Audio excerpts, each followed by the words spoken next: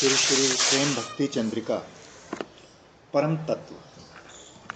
इससे पूर्व लीला रस सदा गान प्रार्थना करिबो सदा, लालसा अभिष्ट कथा इहा बिना सकली अनर्थ, ये बातें कही गई।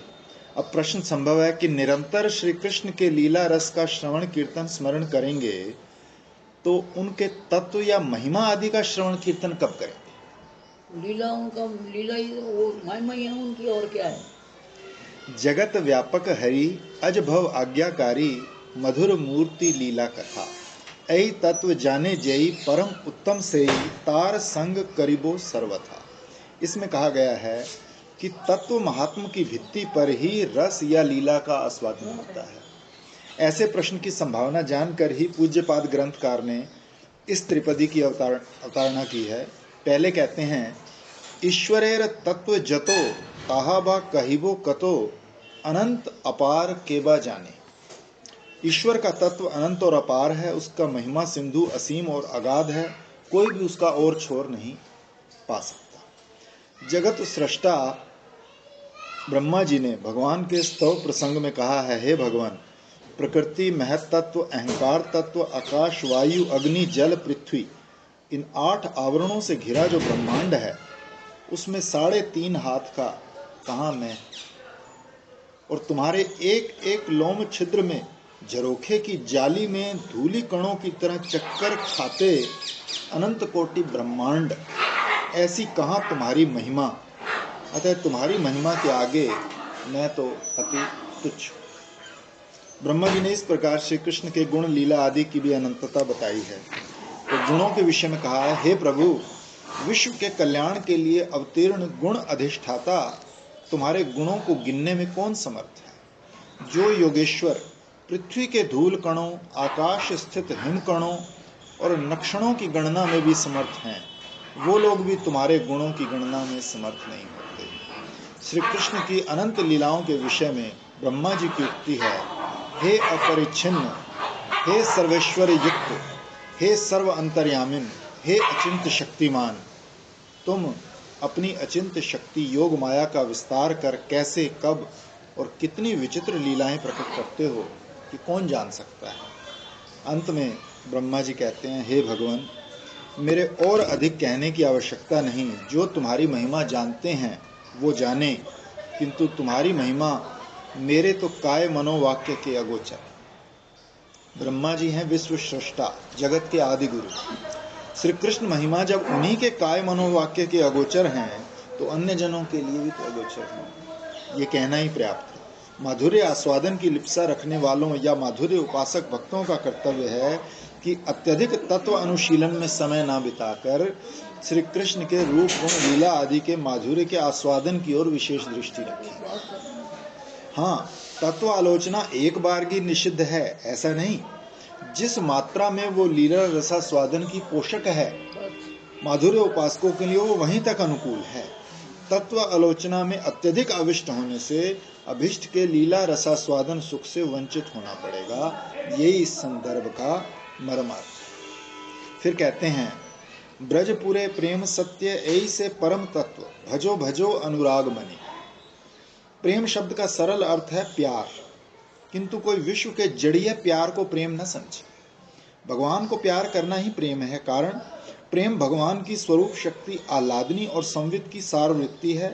भक्त के चित्त मन के साथ वो चिन्मय वृत्ति मिलकर प्रेम आख्या प्राप्त करती है। इसलिए विश्व के प्यार को लक्ष्य कर स्वदेश प्रेम, भ्रातृ प्रेम, मित्र प्रेम आदि जो शब्द प्रयोग किए जाते हैं, उनसे प्रेम शब्द की अवमानना ही की जाती है और कुछ नहीं। जो भी हो, भगवान के प्रति प्यार का नाम ही प्रेम है, और ये प्रेम चिन्मयी शक्ति की वृत्ति होने के कारण विश्व के जड़ीय प्यार की तरह नश्वर वस्तु नहीं, ये परम सत्य या अविनश्वर वस्तु ही है। किंतु यहाँ ठाकुर महाशय कहते हैं, ब्रजपुरे प्रेम सत्य, तो उससे लग सकता है कि ब्रज प्रेम ही सत्य है, वैकुंठ, अयोध्या, द्वारका आदि का प्रेम वैसा सत्य नहीं। तो ये बात इस उद्देश्य से नहीं कही जा रही। सभी भगवत धामों के भक्तों का प्रेम सत्य है। सत्य या यथार्थ प्यार एकमात्र ब्रज में ही देखा जाता है। अन्य धामों का प्रेम ऐश्वर्य ज्ञान मिश्रित होने के कारण भगवान के प्रति भक्तों में संभ्रम संकोच का उदय होता है। ब्रज के शुद्ध प्यार में भगवान के प्रति ब्रज भक्तों में ऐश्वर्य ज्ञान गंध शून्य इसी भाव का उदय होता है, मेरा पुत्र, मेरा सखा, मेरे प्राणपति। इसलिए ब्रज को छोड़ सर्वत्र ही प्रेम ऐश्वर्य ज्ञान रूपी उपाधि से युक्त है। विशुद्ध या सत्य प्यार एकमात्र ब्रज में ही देखा जाता है। यही से परम तत्व वस्तु प्रेम है। इसी प्रेम का पूर्णतम विकास ब्रज में ही है। इसलिए परम या श्रेष्ठ तत्व वस्तु है ब्रज प्रेम, अथवा यही से परम तत्व का अर्थ होगा प्रेम का परम या श्रेष्ठ तत्व ब्रज प्रेम में ही यथायथ भाव से प्रकट होता है। कारण ऐश्वर्य जनित संभ्रम ज्ञान जहां जितना अधिक होगा, प्रेम का उल्लास भी उतना कम होगा। प्रेम निसंकोच को वक्ष से लगाए रखना चाहता है। संभ्रम संकोच आते ही मानो प्रेम का हृदय चूर हो जाता है। प्रेम में भक्त और भगवान निरंतर माधुर्य स्रोत में डूबते डूबते एक दूसरे को अंतरंग भाव से कसकर पकड़ लेते हैं। ये प्रेम की विशिष्टता है। ये भाव ब्रज प्रेम को छोड़ और कहीं नहीं।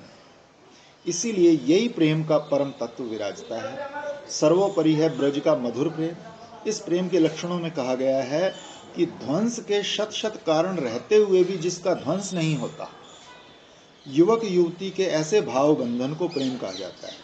श्री श्री राधा माधव के पारस्परिक प्रेम में ही प्रेम तत्व की पराकाष्ठा है। कारण वहां ना सो रमण ना हम रमणी, दोह मन मनोभव पेशल जानी।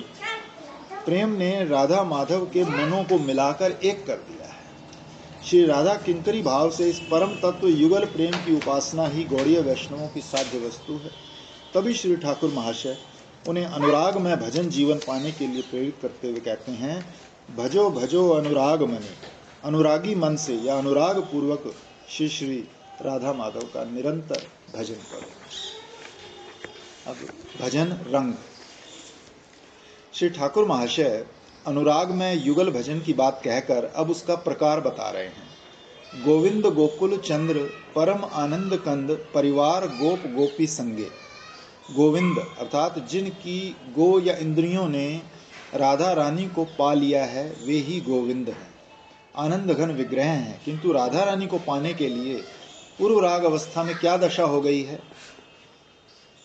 गोविंद का प्रसिद्ध अर्थ गोगण का इंद्र या राजा, जो नित्य असंख्य गोगण और सखाओं के साथ गोवर्धन तट पर गोचारण के लिए जाते हैं और वहां सखाओं को गोचारण का भार देकर श्री कुंड तीर पर आकर राधा रानी और सखियों के साथ मिलकर स्वच्छंद होकर नाना प्रकार के श्रृंगार रस लीलाओं में मग्न होते हैं, वे हैं गोविंद।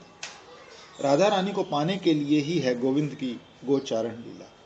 उनकी श्री मुखोक्त बात है कि राखाल लैया वने सदा फिरी धेनु सने, तुया लागी लगे वनचारी।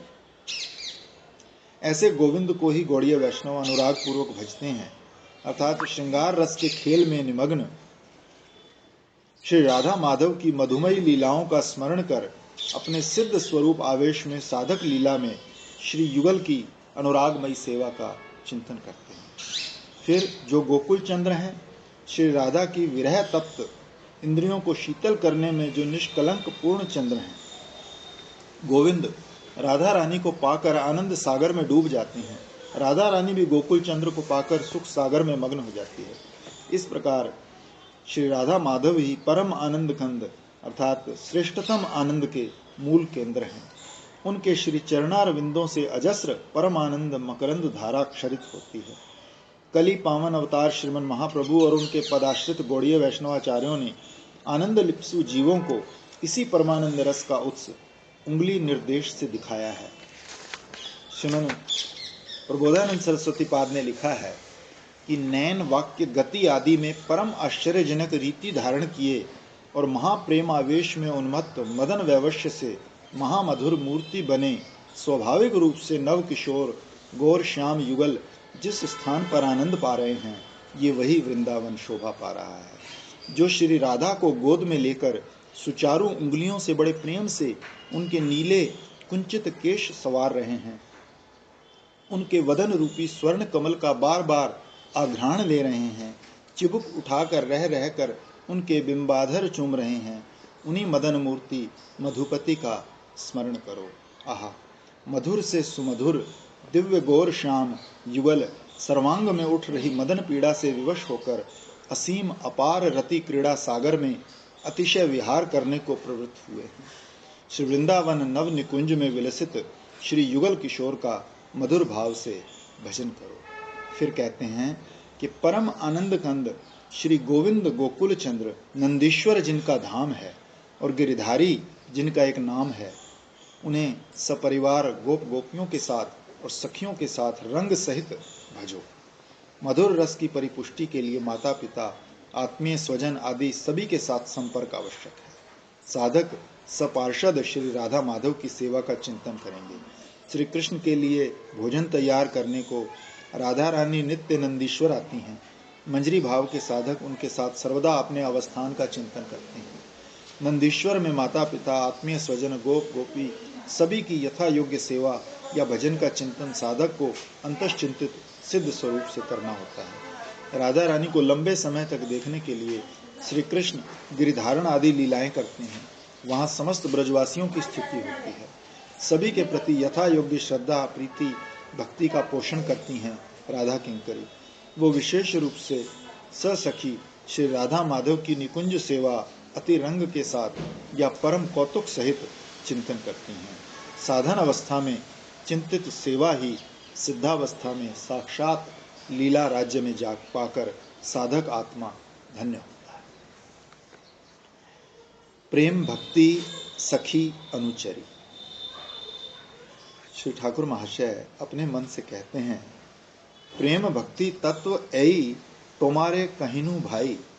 ए भाई मन, तुम्हें प्रेम भक्ति या साध्य साधन तत्व की सब बात बता दी। मन को भाई कह रहे हैं। सहोदर भ्राता समान रूप से दुख दरिद्र आदि भोगते हैं या पैतृक संपदा आदि का समान भाग प्राप्त करते हैं, उसी प्रकार यदि आत्मा प्रेम संपदा से वंचित होकर संसार ज्वाला रूपी दुख दरिद्र भोगती है तो मन को भी वो समान रूप से भोगना पड़ता है।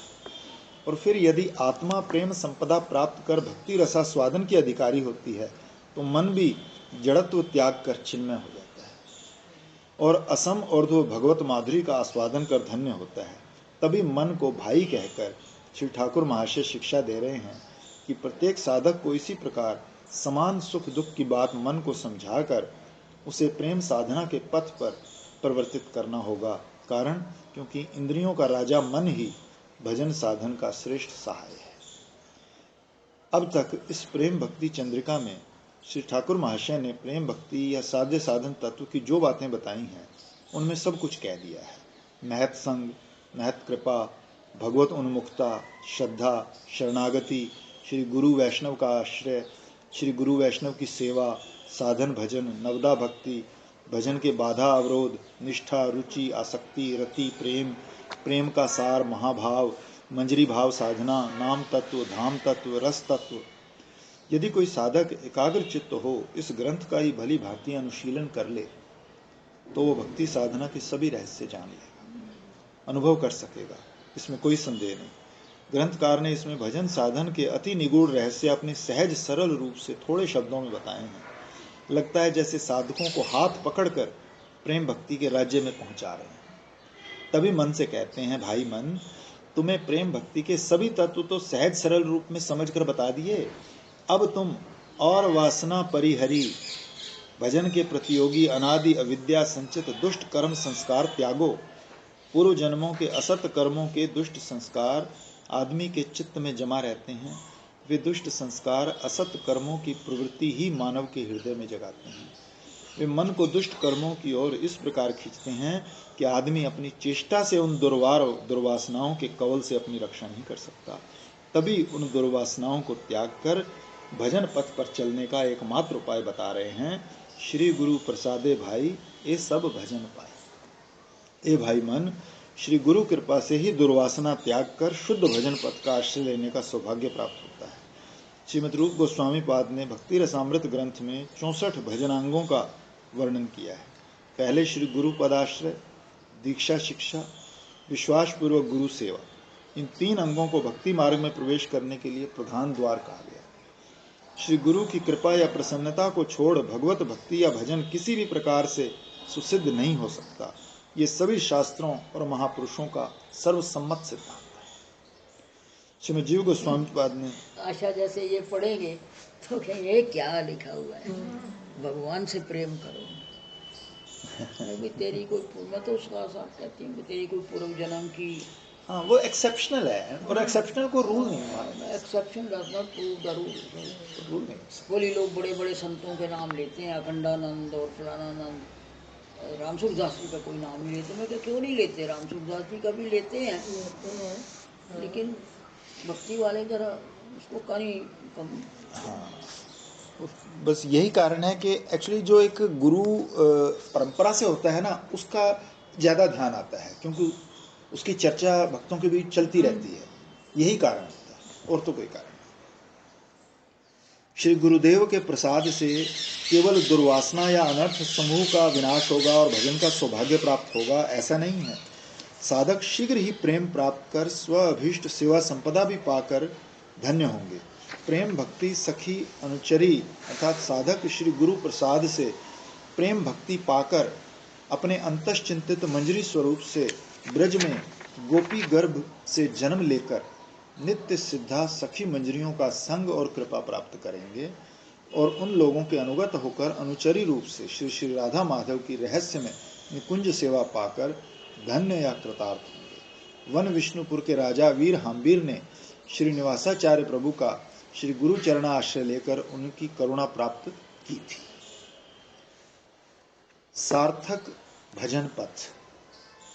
भजन पथ किस प्रकार सार्थक हो या प्रेम प्रसू होकर भक्त के जीवन को धन्य करे, इस त्रिपदी में श्री ठाकुर महाशय इस बात का उपदेश दे रहे हैं। पहले कहते हैं सार्थक भजन पथ साधु संगे अविरत स्मरण भजन कृष्ण कथा, अर्थात साधक का भजन पथ अविरत साधु संग में सार्थक होता है। यथार्थ साधु महापुरुष वो लोग ही हैं जो भक्ति वार्ता वहन कर विश्व जीवों के द्वार पर आगमन करते हैं।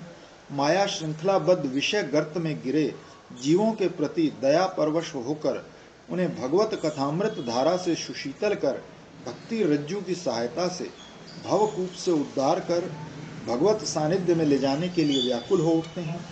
ऐसे महतजनों का संग स्पर्श मणि की तरह अमोघ है। स्पर्श मणि के स्पर्श से लोहा तत्क्षणात सोना बन जाता है। उसी प्रकार साधु महापुरुषों के संग में आदमी का कामना मलिन चित्त भक्ति वासना से स्वर्ण उज्ज्वल हो उठता है।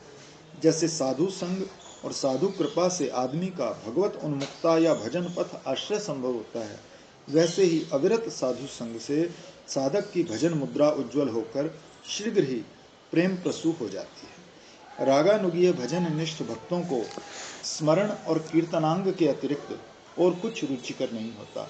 श्री हरि भक्ति विलास के अंत में लिखा है कि रागानुगीय एकांती भक्त परम प्रीति पूर्वक स्मरण और कीर्तनांग याजन करते हैं, अन्य कृत्यों में उनकी रुचि नहीं रहती।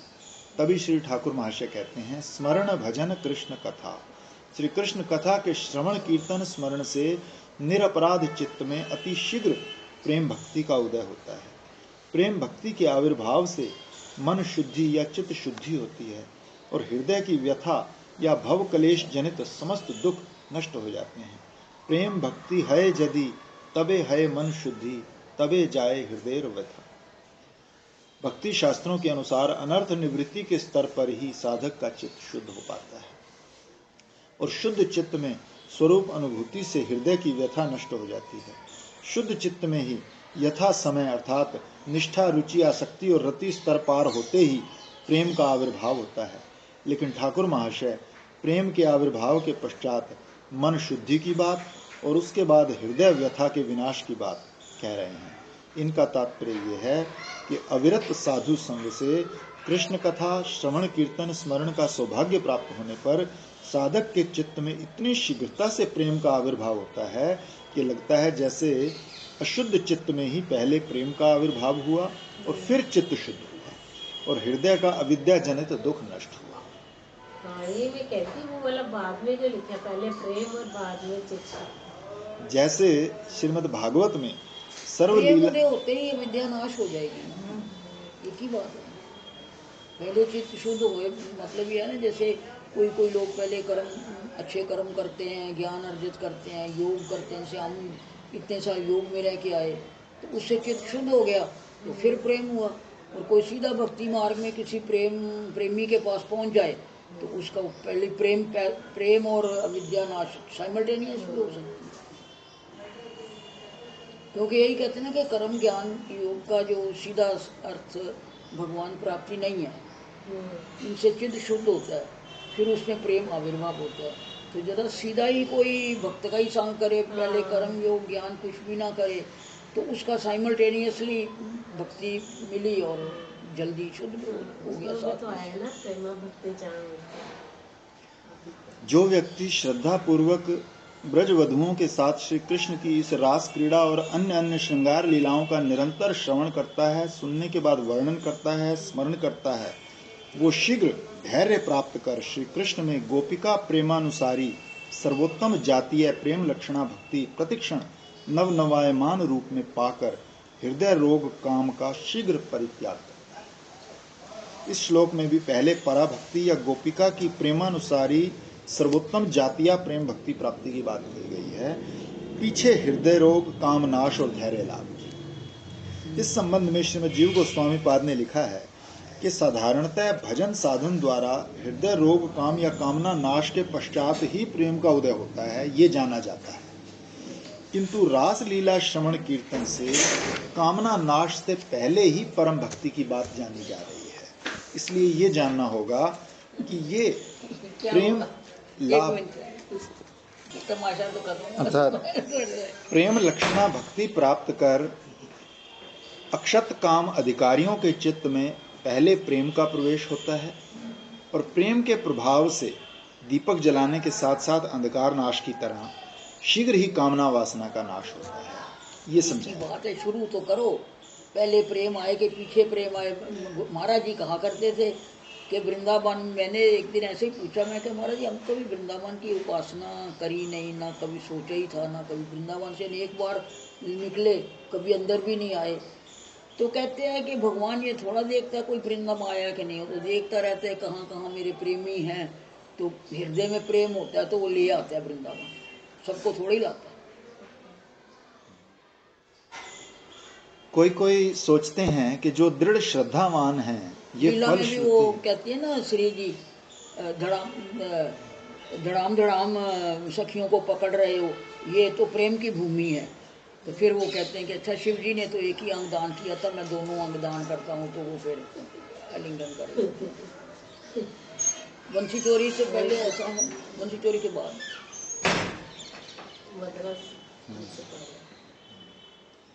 कोई कोई सोचते हैं कि जो को ये पूछ रहा था, बात याद आ गई, भूल जाती कि जैसे वो आजकल होली लीला चल रही है तो उसके बाद राधा कुंड में जाकर के कहाँ से स्टार्ट करते हैं?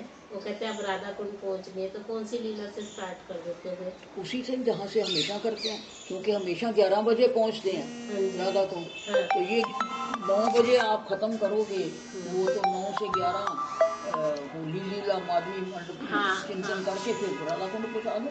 अच्छा, जब श्यामा सखी हो गई या मतलब कुंज मिलन हो गया, तो उसके बाद लिखा तो हुआ है, इसके बाद वो राधा कुंड सीधे चले राधा कुंड वाली वो जो पूर्वान लीला वो नहीं होती, वो पूरी नहीं होगी, वो आकर संदेशा देना ये सब नहीं होता ना। ना ना है ना, ना तामूल बनता है ना कुछ, नहीं हुए हैं तो आप संदेशा किसको देना है? वो तो वही हो रहा, वो कह देती है क्या नाम है वृंदा के, अब वो वृंदावन ले आओ, वो राधा कुंड में सीधे राधा कुंड पहुंच जाते हैं। वहीं से शुरू करो, आनंद की लदी लगा, एक दूसरे को देख रहे हैं तो वहीं से शुरू करो। एक दफा कंफर्म कर। कोई कोई सोचते हैं कि जो दृढ़ श्रद्धावान हैं ये फल श्रुति उन्हीं के लिए है, कोमल श्रद्धा वाले साधारण श्रोताओं के लिए नहीं। कारण मूल में श्रद्धान्वित शब्द है, किंतु श्री गोस्वामी पादगण ये नहीं कहते। श्री जीव पाद ने लिखा है कि यहाँ श्रद्धान्वित शब्द श्रद्धा के विपरीत अपराध की निवृत्ति और श्रवण आदि की निरंतरता बताने के लिए प्रयुक्त हुआ है। अर्थात श्री कृष्ण की रास आदि लीलाओं को साधारण नायक नायिका के मिलन की तरह प्राकृत समझकर अवज्ञा करने से और निरंतर श्रवण आदि से विरत होने से लीला के प्रति अश्रद्धा होती है। बात यह है कि जब तक हमारे में मनुष्य बुद्धि बहुत है, देही स्त्री पुरुष और हमको वो लीला देखने से या चिंतन करने से कुछ विकार पैदा होते हैं, तब तक वो लीला चिंतन नहीं करनी चाहिए।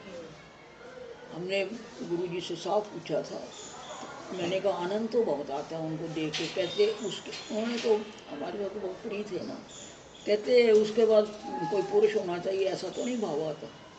यानी वो लीला खत्म हुई तो अपने को आनंद तो आया, उनकी लीला में अगर हमारा तादात्म्य है तो वो चिंबन कर रहे हैं तो हमें भी लगता है कि हमारी कपोल पर कोई चिंबन कर रहा है। मैंने कहा ऐसा तुम्हारा भी आनंद तो बहुत आता है।